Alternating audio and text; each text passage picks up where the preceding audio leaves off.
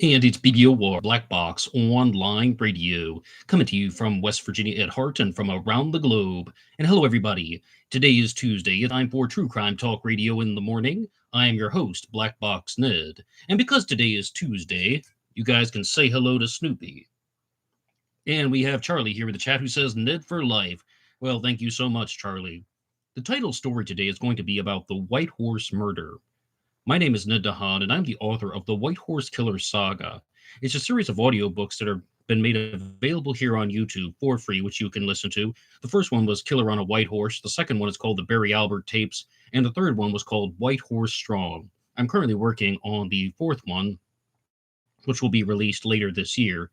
Now, I have to give a shout out to longtime BBOR follower Batman66, who shared something with me about the true story of the White Horse murder. And as you see from the title, this is the White Horse murder, as opposed to the White Horse Killer. I mean, it's most famously known as the White Horse murder from everything that I've read about it so far. And DNA King is here. DNA King says, howdy. Howdy to you too, DNA King. The White Horse murder occurred in 1922, and it saw the death of a woman named Ivy Darcy. And her name was actually changing to Ivy Prentice because she had been married for 3 days before she was murdered. She was a newlywed, and her mother was actually supposed to get married the day after she was murdered. Her mother had her wedding planned, so the family had this very big organized plan to do something that was supposed to be very joyous and very uplifting. But there was an individual that interrupted the festivities, and his name was Frank Fowler. And he targeted Ivy Darcy, also known as Ivy Prentice, at a place called the White Horse Hotel in England. And it was a place called Market Deeping in England. And he approached her hotel room with a shotgun, and he, well, murdered her, as horrible as that sounds. And he made a very bizarre statement when he said that, now I have had my revenge. And a lot of people were very confused about that because there appeared to have been no real connection between Ivy Darcy and this guy, Frank Fowler. But people just simply think that he developed some type of infatuation with her. He didn't want to see her getting married. He didn't want to admit that she was no longer in his sights or that she had chosen somebody else over him. But the family members were very, very clear. They did not know about any particular relationship that had been going on between Ivy and Frank Fowler. But he was caught and convicted, and it's just a very saddening story. But that's the true story of the White Horse murder, which again took place in England in 1922. Now, there's some other things that I would like to talk to you guys about here on True Crime Talk Radio, because this is a segment where we talk about many different subjects within a single episode. And as most of you know, I do a segment every Wednesday about Jack the Ripper called Ripper Wednesday. And one of the books that I've been reading for Ripper Wednesday is called Jack the Ripper, Summing Up and Verdict by Colin Wilson.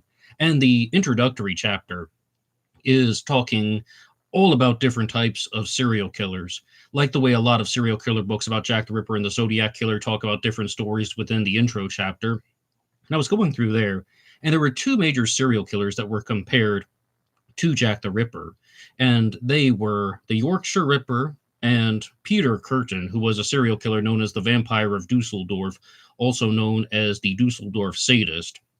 And the Yorkshire Ripper was an individual named Peter Sutcliffe, and he's one that I haven't talked about before here on Black Box Online Radio in a standalone episode. I've mentioned him a little bit here and there in episodes like this one, but I haven't done a single episode that is purely devoted to Peter Sutcliffe, the Yorkshire Ripper.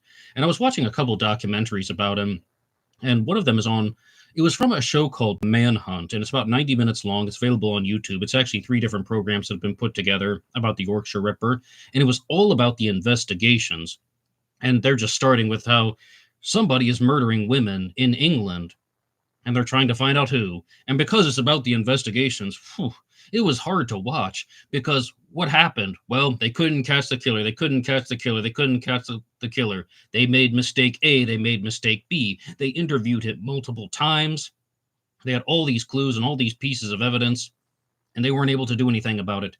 But there was another documentary that I watched on the True Lives channel that was talking about the Yorkshire Ripper, and it explored more of the concepts that I discuss here on Black Box Online Radio. And if you want to follow along with all of these true crime discussions, you can hit the like button and subscribe. It really helps out the channel. And you can also download this program for free on Spotify, at under the names Black Box Podcast or Black Box True Crime.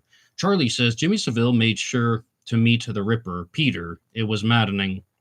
You mean the Yorkshire Ripper, Peter Sutcliffe?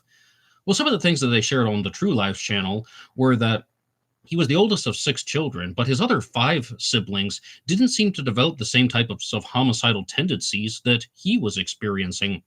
Some of the things that he dealt with were that his father was extremely abusive, physically, emotionally, verbally, all of that.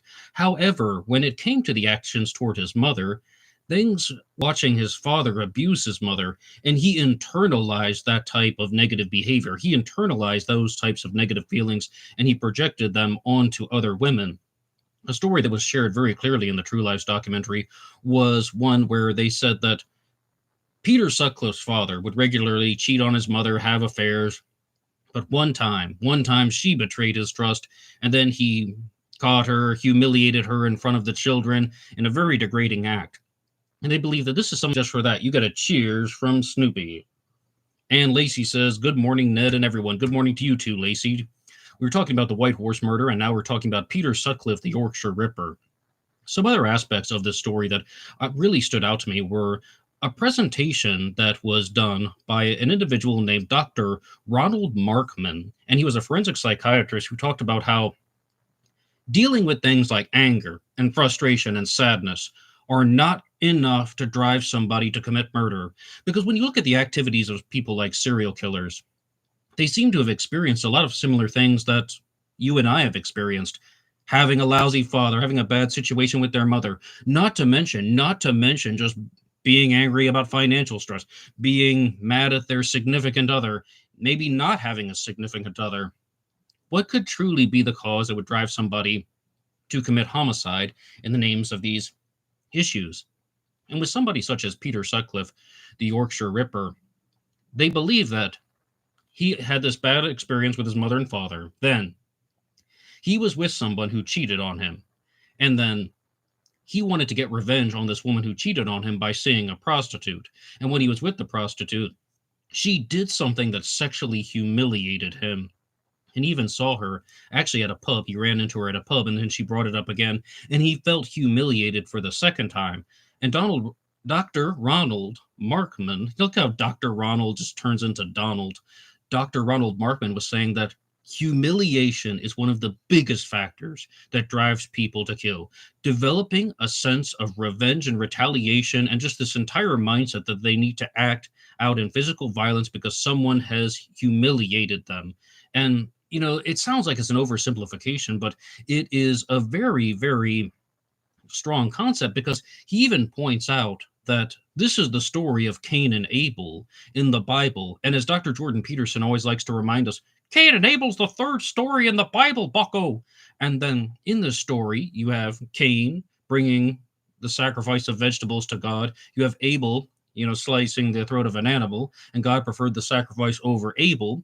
So Cain felt what? Humiliated, and he murdered his brother Abel. And this is important because the murder of Abel, according to the scriptures, is the first murder in the world. And I really remember this because we were actually reading Beowulf back in high school, the story of Beowulf and Grendel's mother. And Beowulf is a figure from the first millennium, a literary figure, and he has to fight a monster named Grendel. And Grendel was created from the sins of Cain. When Cain murdered Abel, certain sins were put out into the world. So some people believe. And this is just something that Dr. Ronald Markman is trying to demonstrate, to show that people do not respond well to humiliation. That should go without saying, right? No, people do not respond well to humiliation on overdrive. And they're just looking at all of these things in context, because you think about stuff about how people deal with bullying, how people deal with abusive parents, how people deal with things like sexual abuse. And some people go on to develop this type of animosity toward other people, and they try to do destructive things toward other people in the name of quote unquote revenge. But the revenge is for what? Because they feel humiliated. It's not simply because the actions were done to them. If they were done to them in a context that wasn't extremely humiliating, like let's say Peter Sutcliffe had this bad experience with a woman and she's like, oh, hey, don't worry about it, it's okay, then he wouldn't have felt humiliated. It's not the actions themselves, but it's the way that other people make them feel. And this goes on to expand into perhaps some other things. Are people born to kill? Maybe Peter Sutcliffe was. And it was something that they explored a lot in the episode on That Lives, because they really wanted to look at how maybe, just maybe, this is a case of somebody who was dealing with the program to kill hypothesis, that no matter what would have happened to him, he would have gone on to become a serial killer. And Until Tomorrow was here saying, "Hi, Ned, just tuned in. What's the subject? Sounds very interesting." Well, I started out talking about the White Horse murder and the White Horse Killer Saga, which you guys can listen to here on YouTube for in audiobook format. And I've been talking about Peter Sutcliffe, the Yorkshire Ripper. Mr. JSV is here. She says, "Good morning, everybody. It's a great day." Hey, thank you, Mr. JSV. So here's some other aspects of the story of the Yorkshire Ripper. He has this abusive childhood, and then he goes into a job where he's working at a cemetery. And what was reported of Peter Sutcliffe is that he just absolutely loved it.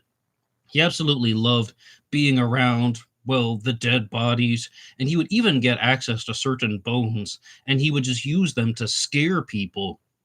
And this is something that is very common among serial killers, using deviant behavior to fuel their own excitement. And the stories that I always go back to here on Black Box Online Radio are the case of Herb Baumeister, the I-70 Strangler, who would just escalate his deviant behavior very, very clearly to the point of murder. When he was a kid, he was walking to school. He found a dead bird on the side of the road. He put it in his pocket, and he dropped it on his teacher's desk. When he became an adult, he was at work, and he did this as a prank. He urinated on his boss's desk, I believe. He urinated on someone's desk at work anyway, and for some reason, he wasn't fired. When these actions happen and people are not punished, this just creates this type of reinforcing mechanism in someone's mind, like nature versus nurture. But they get accustomed to getting away with deviant actions, with heinous actions, with actions that are fueling their excitement. So Herb Baumeister would escalate his tendencies to murder, and he was more or less a bisexual serial killer who preferred men. And he had a wife, but he wasn't very intimate with her, not very often. He would mostly lure men from gay bars back to his home when his family was out of town, and he would strangle them. I-70 Strangler, terrible person. Jeffrey Dahmer would be another very big example of this, about somebody who's doing the stuff that Peter Sutcliffe is doing, about the weird pranks on people that only he seems to find funny. And Jeffrey Dahmer would put on shows for people just about doing extremely, extremely bizarre things, like eating sunflower seeds and pretending to be allergic, rolling around on the floor, getting drunk in high school and just calling it his medicine. And what somebody said about him in one of the documentaries was that with Jeffrey Dahmer, the way that he was able to get away with all of these things is just most of the time, he was just a normal, nice person. Hard to think about that. Jeffrey Dahmer, one of the most famous serial killers in American history. But he's not acting like that all the time. So again, people give them a pass. People make them think it's okay. They don't get punished. The deviant behavior escalates all the way to murder. And with Peter Sutcliffe, I think there's some strong similarities to that. I just think that the major combinations of this factor is that lack of bonding with the parents, intense exposure to morbidity is important, mind you, because Richard Ramirez, the Night Stalker, also experienced a lot of this, running away from his family, trying to stay away from them because he didn't want to be at home. So where did he hide? The graveyard. And it sucks, though. It sucks because so many people deal with things that are associated with morbidity, and they get a bad name. People who are fans of horror movies. It's September now. October is going to be right around the corner. Halloween, right? And you're going to see some badass Halloween costumes involving something morbid, right? But all of that stuff gets a bad name because some people abuse this type of interest that they have, and they use it for a destructive reason. And I think Peter Sutcliffe, the Yorkshire Ripper, would be a very clear example of that. Now, Peter Sutcliffe tried to create this defense of how, after murdering more than a dozen women, he claimed that he received messages from God, or some type of voices in his head were telling him that he's supposed to commit murders and that he needs to clean the streets. He needs to get women off the streets. He needs women to stop working as prostitutes because he wants to murder them. And that just really appeared to be something that was not believed by anyone. The jury didn't believe it. I don't believe it. You probably don't believe it either, although I don't want to put words in your mouth or barbed wire fences in your brain. But when it comes to this concept of how, oh yeah, there's some type of religious motivation and drive to look at how and why people are going to commit not only crimes, but serial murder, A lot of people are just liars. And with Peter Sutcliffe, it just seems so obvious. It seems like he had a hatred of women, and that's why he was doing it. And this is discussed in the book, Jack the Ripper Summing Up and Verdict, the one that I said, encouraged us to do these comparisons between Jack the Ripper and the Yorkshire Ripper. And what that book said was very few serial killers actually commit murder for a religious reason. And I'm like, well, all right, maybe very few serial killers do that, but is it impossible? Because some of the other books that I've read about Jack the Ripper, such as Jack the Poet by Simon Webb and Jack the Ripper, the Works of Francis Thompson by Richard Patterson, explore this exact concept. And in Simon Webb's book, he talks about how if somebody has been exposed to violence in the name of a religious cause at a young age, that could be an influence that would drive someone to become a serial killer in the name of religion. And what Richard Patterson wrote is that sometimes people develop a perverted type of belief system where they're obviously not using their religious values in a constructive way. They're trying to do very destructive things and blame it on religion. It's a perversion of the religious belief. So those are just some different points, though, about comparing and contrasting different types of serial killers. But nobody believed Peter Sutcliffe. I mean, they thought that he was just, this liar who apparently had some type of sexual dysfunction, and he took it out on women. After that intense act of humiliation partner with his abusive childhood, he wanted to murder women because he was very angry at them and also very angry at his parents.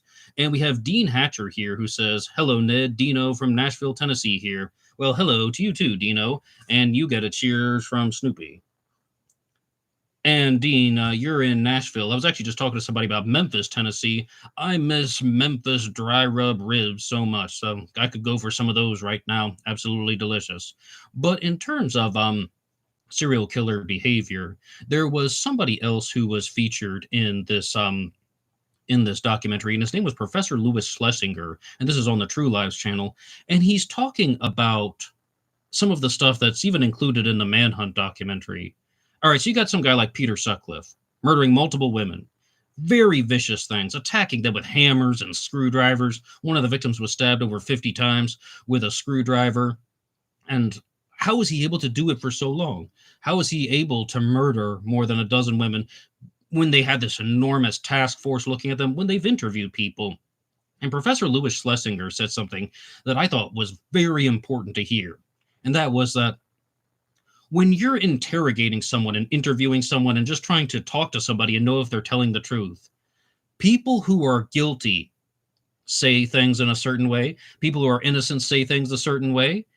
And it can be completely flipped, vice versa. Sometimes the innocent person is going to behave like this. Sometimes the guilty person is going to behave like that. To give you an example, sometimes the suspect that they're talking to is going to be very nervous and all just like high anxiety and, the face touches and then just kind of like fumbling about. But sometimes the guilty person is going to be nervous and the face touches.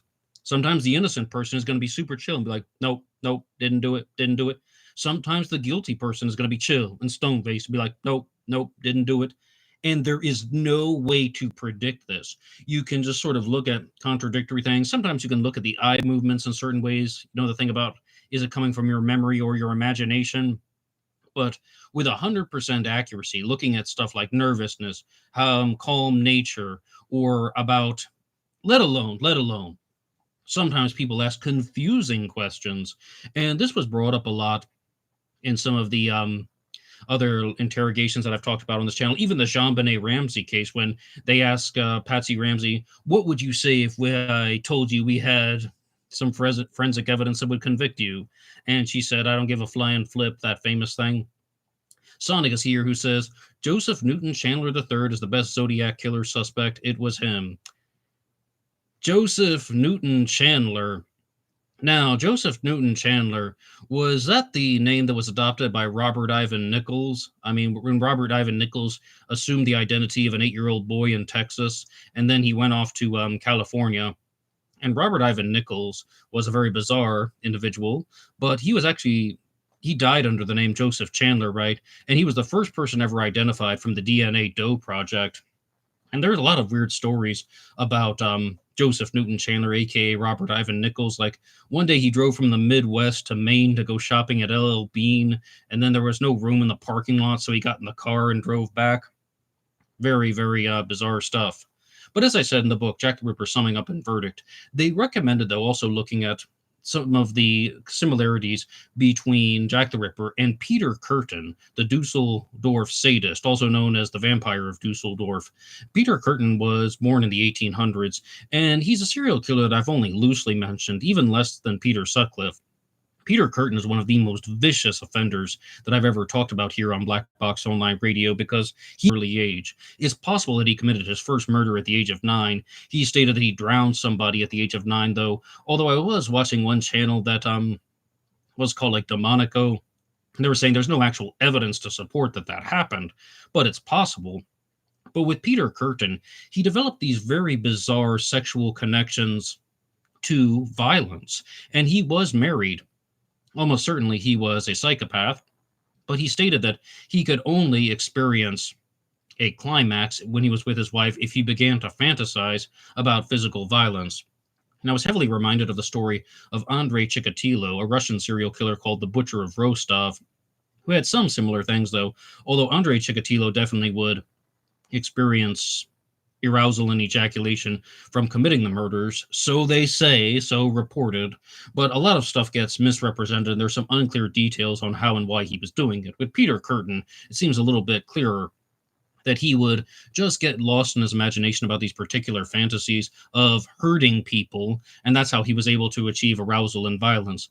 And he is also another good case example of how somebody can be a psychopath, someone can be a sexual sadist, but he still has a connection to his wife. I was talking about this on the last episode of True Crime Talk Radio when I brought up an interview from internet investigators where they were talking to a homicide detective who was a clinical psychopath, and he said that he was indeed a clinical psychopath, but he enjoyed spending time with his wife. And people are like, well, how can you enjoy spending time with your wife if you're a psychopath? With Peter Curtin, it seems rather similar.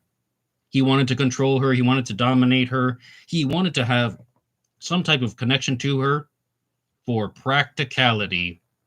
And we have a comment here from Sonic who says, think about this. How can the Zodiac be found if they can't confirm his identity? Well, Sonic, I mean, that's the whole point. The Zodiac Killer, much like Jack the Ripper, has gone unsolved because they aren't able to confirm his identity. I completely understand you, and I'm gonna share some stuff about that in a second. But Cat Daddy Steve says every killer must be identified, but many, if not most, are found and then identified at a later time using DNA. Well, this is what I wanted to talk to you guys about, and I also want to open up the floor because this is True Crime Talk Radio. You can put anything you want in the chat. Last Monday, I did an interview with Scott Bobbitt about his observations on the Zodiac Killer's greeting cards, and it's called The Zodiac Killer's Secret Message with Scott Bobbitt. He was a guest on this program, and he said some things that were discussed in a video response by New Cokes 2024, Vincent McConnell. And he said, I noticed in your video that Scott said that Arthur Lee Allen, the prime suspect in the Zodiac Killer mystery, was exonerated because of DNA and handwriting comparisons. And Vincent McConnell was simply just like, well, no, wait a second. What is the source for this? What is the source that Arthur Lee Allen was exonerated because of DNA and handwriting comparisons? And he even, addressed me by name. He said, I think Ned's aware that that's not true. Yes, mostly. What I think Scott was referring to is that in 2002, there was an episode of Primetime on ABC. It's often referred to as an episode of 2020 hosted by Diane Sawyer, but this was Primetime. Primetime was a short-lived TV show that was done in a very similar format to 2020, and they tested the DNA of the Zodiac Killer against 3 suspects, Shel Cavalli, Charles Clifton Curtis, and Arthur Lee Allen, and none of them matched.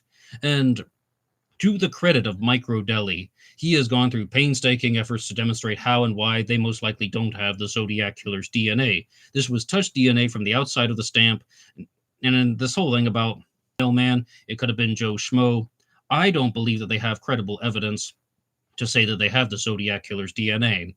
As far as Arthur Lee Allen's handwriting not matching, I mean, I think that Scott was relying on the 2000 and N7 Fincher film that talked a lot about the handwriting samples and how nobody's that ambidextrous, nobody can forge handwriting samples like that. But Arthur Lee Allen did provide them, as I understand. And moreover, I think that the more important issue is just that handwriting analysis is not a conclusive science. It is not the strongest. Let's look at some cases in point about handwriting analysis. Sherwood Morrill authenticated the Bates Had to Die letters that were written in 1967, and those have since been determined to have been from a hoaxer. And Sherwood Morrill is not the only handwriting expert. You also have people like Michael Waxall writing a book called The End of the Zodiac Killer Mystery, claiming that as a handwriting expert, he has this whole theory about Earl Van Best and the priest who officiated his wedding, and these two were in cahoots together. Well, he has a different theory, and Nanette Bartow, the handwriting expert, claims that she's authenticated the letters and it was Jack Torrance. Not all of this can be right. So I would point everybody toward the book, The Zodiac Killer, A Brief Investigation by Prash, which states that handwriting analysis is not only is it not an exact science, I mean, amateur handwriting analysts are probably on the same level as the experts. A handwriting expert is not going to be very credible.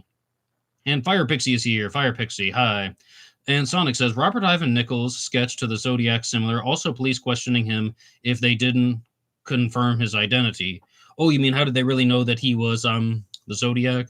Well, I mean, I don't necessarily know if Robert Ivan Nichols has been eliminated. He is a suspect that is only rarely talked about. There was an individual named Wildfire99 who was running a YouTube channel. I mean, perhaps the channel is still up, and was looking at a lot of mathematical similarities about rearranging some numbers and pointing stuff toward Robert Ivan Nichols, but I don't know how in-depth that would go. But I do have an episode here on this channel called Zodiac Killer Robert Ivan Nichols AMA. I think it's just called Zodiac Robert Ivan Nichols AMA if you'd like to hear more about that. But with people like Peter Sutcliffe, Peter Curtin, and Jack the Ripper, these people are targeting women, and they're targeting women for a particular reason. And it seems to be somewhat related to sexual arousal. And with Peter Curtin, he would experience sexual arousal in a different way. He would actually achieve a climax from the physical violence. So he committed a lot of attempted murders that don't get talked about nearly as much as the murders he actually committed. But he, by his own admission, stated that he did that because he could achieve a climax before he had to murder them. He didn't even need to murder them because this is about sexual satiation, and this is all just something that he is doing because of his biological urges, and this is one of the reasons why a killer is going to keep committing crimes. Peter Curtin was also executed by the guillotine, and he famously told he asked before if he had his head cut off, would he still be able to hear? Could he hear the sound of the blood coming out, because he thought that would have been one of the greatest pleasures. And then his skull was cut in half and was actually put in a museum, in the Ripley's Believe It or Not Museum in Wisconsin. Now I'm going to share something with you guys that is related to the Zodiac Killer, but I'm going to start by introducing it in a long-winded and twisted fashion because I like to keep going here on True Crime Talk Radio in the morning. I just happened to catch a suggested video on YouTube that was about the story of Gemma Barker, and this is a very different turn for the true crime world. Because as somebody once said, the true crime world's all about murder. No, it's not. No, it's not. And this video was being advertised as the worst case of catfishing that you have ever heard of. And I'm just sitting back and I'm like, I've heard everything there is to hear about catfishing, about people who are online pretending to be somebody else, adopting the different identity, having the fake profiles, fake pictures, and all that. And, Manti Te'o and Renaya Tuisasopo. Maybe you've heard that story. I was like, I've heard all these things. Nev on MTV Catfish. But this one did not disappoint. This story of Gemma Barker was this girl, a teenager in the United Kingdom, created 3 personas online, and all of them were male. But the twist was, she actually would put on disguises and go out and meet up with the people whom she knew personally. On the one hand, she's pretending to be a friend, and she is acting like someone. And to be fair, she was older than them. I shouldn't say just a teenager from the United Kingdom, because I don't know her exact age. But she's putting on disguises, pretending to be a male, and just saying that she's never going to take off her hat because she had alopecia and she was bald, and all under the guise of being a man. And the way that it got so intense was that she was even, having sexual relations with these women, these young women. They're teenagers, they're girls, but she's having sexual relations with them using a device, a toy, if you will, and just saying, oh no, I don't want you to look at me, I'm just going to be under the sheet, I'm going to be under the blanket. And the fact that this went on for months with multiple women, you're just like, what? But like, she was talked to by the police, and as one of the victims said, that she fooled police officers. If she fooled police officers with her disguises and like disguising her voice, and as she stated, one of the victims stated that it sounded, just sort of like a higher pitched male voice, but it definitely seemed like a male voice. Then, it was just fake profiles and 3 fake accounts, all pretending to be men. The way that she kept this organized was, one of them would write this way, one of them would write that way, and one of them would write in another way. And say, for example, one persona that she created would always write in full, complete sentences with grammar and punctuation. Another one would do what? Misspell words, and misspell the same words all the time. Writing the word like, L-Y-K, all the time. Writing the word because, C-O-S or B-C-O-S, all the time. Does that not sound like the Zodiac Killer to you? Does that not sound like the way that the Zodiac would operate? And I brought up some examples on this channel, always referring to Friday as Fry Night, Fry this, Fry that. Not too much oil, though, I hope. And how about another one? This is one that I didn't catch on to immediately. The Zodiac would spell the word front, F-R-U-N-T. Now, what's going on with all this? Someone creates a persona, and they stay in character when they're using this persona, and it's not a difficult thing to do. I'm almost at the point where whenever I watch a true crime program, I just bring it back to either the Zodiac Killer, Jack the Ripper, or D.B. Cooper. Find some way, somehow, that it is connected. And Cat Daddy Steve says, if you want to authenticate Z writing, use the VW car door, as the killer had no time to practice. He wrote on the door one time. Well, that's a fair point, I suppose. Ray Grant is here. Hey, Ray, how you doing? Ray Grant says the April 1967 loose leaf letters were not from a hoaxer. See my debate with Ross DeRacy and Richard Grinnell from last December. Well, Ray, I guess we have a little bit of a disagreement because I guess I'm just always going to be expressing a certain amount of doubt. And a lot of people question the press release that was put out and saying that, I think this is a quote from Ray Grant, right? The correct interpretation of that press release should be that somebody admitted to fabricating the letters. They looked into the suspect and they determined that he was not the killer of Sherry Jo Bates. Did I understand your stance on him to the guy? He's credible and he wasn't the killer. He wasn't the Zodiac Killer. I really don't think too highly, though, of any handwriting expert, because it's all interpretive, subjective, and people can make mistakes. And sometimes I'm just sitting there watching a true crime show, and they got the handwriting expert talking about how I think this piece of writing was written by the same writer as this piece of writing. And I'm like, that handwriting looks completely different to me. I don't know, but like, that's what I think Prash was talking about when he said that sometimes amateurs can be thinking about things in a different way.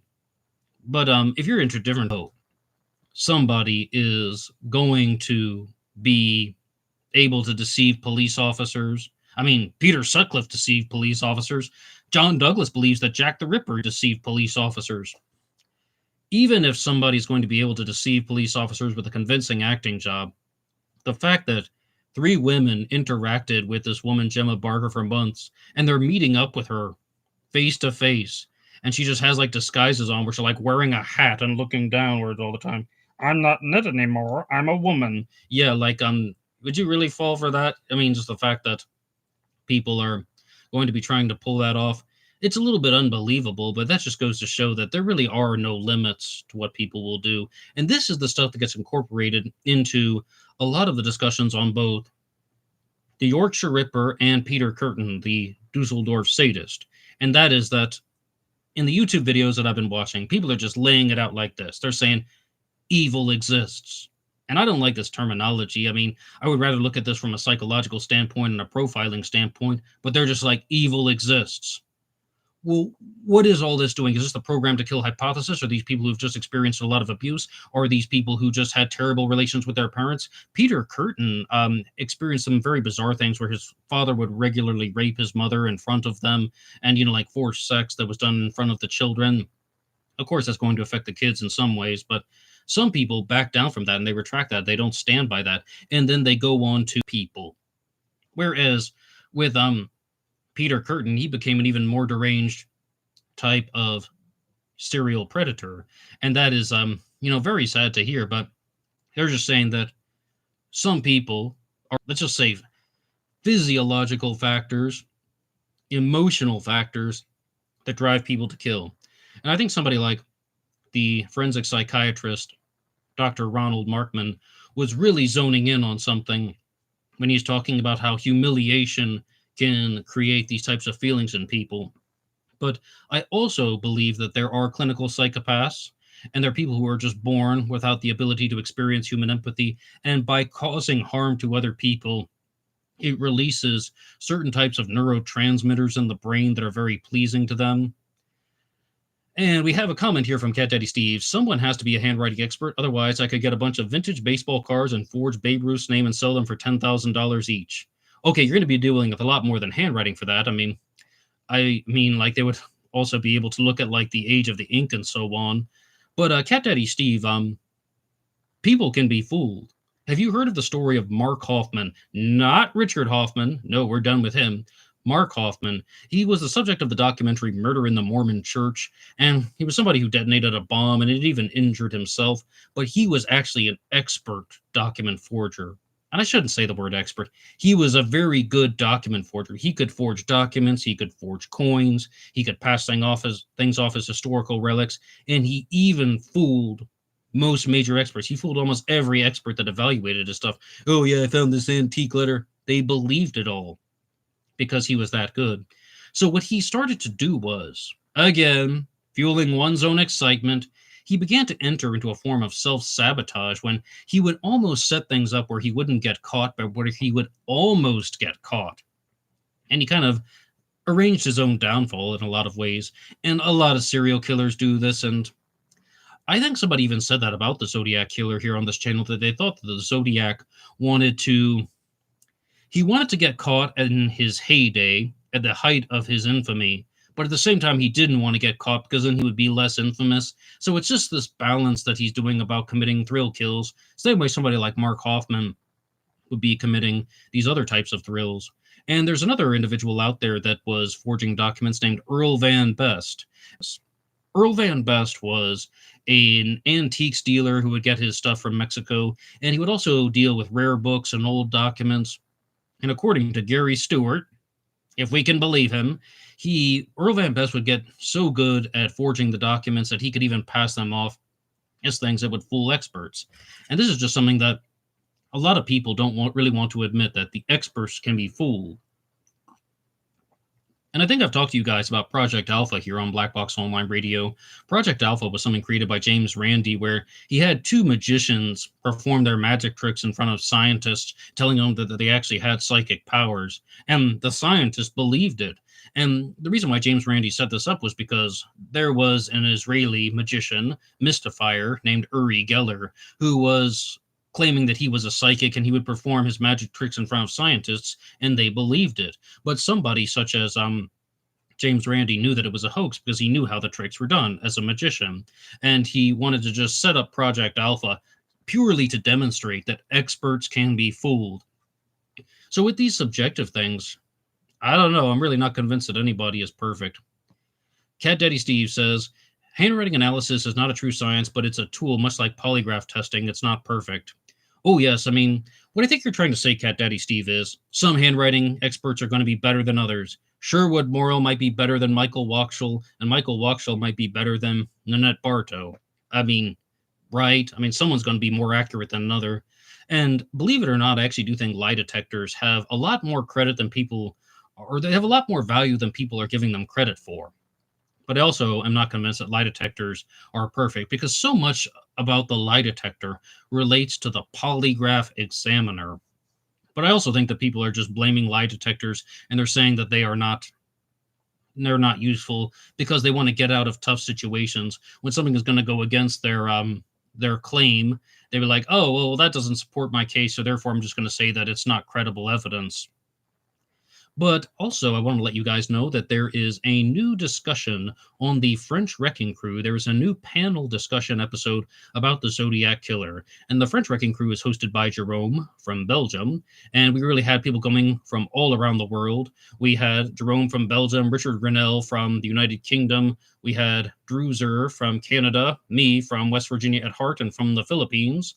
And we had Drew Beeson in Texas and Ross from California. We really just had all kinds of people around the world for the last one. That was our largest one. And nobody told me this, but you could hear all of these chickens in the background. Sorry, I can't do anything about the chickens in the Philippines. They go to sleep on their own time and they wake up on their own time. Very bizarre.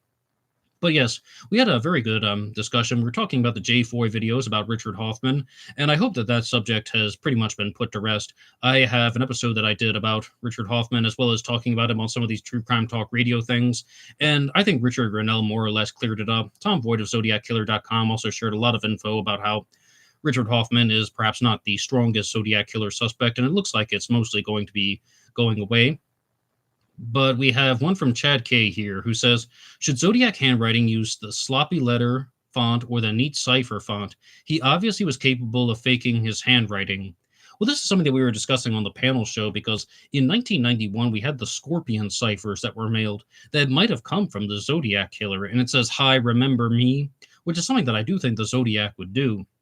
And as I said, though, my take on the Scorpion ciphers was it definitely doesn't look like the same handwriting. It's definitely not precise like the Zodiac did with the ciphers. And it's definitely not arranged in a way that the Zodiac of the 1960s and 70s did. However, to get to Chad's point, maybe the Zodiac of the 60s and 70s was using a light table, and maybe the Zodiac of the 90s was not, if he did indeed write the Scorpion ciphers. But as of now, I would have to make the determination that perhaps the Scorpion ciphers were not authentic. But also, we just wanted to explore a little bit about how and why the Zodiac would create these things.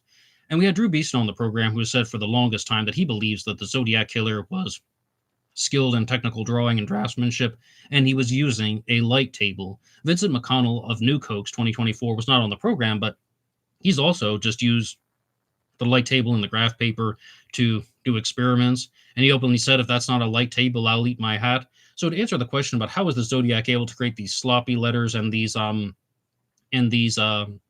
neat ciphers, well, the ciphers could have been written on a light table, and the letters maybe were either written without it, or maybe he's using the graph paper and the light table in a different way to elongate them. But here's something that's very good from Vincent McConnell. This is another thing that I wanted to bring up. The whole reason why I was talking about his Arthur Lee Allen comments, and that is that when you have a handwriting expert analyzing the Zodiac's handwriting, the Zodiac did not write in his natural handwriting script. Now, you might be saying that, Ned, and you're like, how do you know if the Zodiac was actually using his natural handwriting or not? Because the Zodiac used multiple styles of handwriting in his communications. And I use the same handwriting style in all of the letters written in a very in-between way that's just halfway between the neatness of the Melvin Belli letter and the sloppiness of the debut letter. So when you have somebody trying to authenticate so-and-so's handwriting, they're, as Thomas Henry Horan would say, trying to authenticate the handwriting of any of the questions. But speaking of Thomas Henry Horan, he did start doing a series on Madeleine McCann, but all of his episodes are behind a paywall. However, he did a promo episode for the Madeleine McCann series, and he was actually discussing the disappearance of Mora Murray. Now, this is really getting away from the true crime world because Mora Murray went missing on February 9th of 2004, and she hasn't really been connected to anything in the true crime world exactly, but she is a missing person. And some of the theories that were shared about the disappearance of Mora Murray in Thomas Horan's episode, which was called something like Zodiac Killer, Zodiac Schmiller. I think that's what it was called. And he's saying, number one, she may have run away from home because she was a lesbian.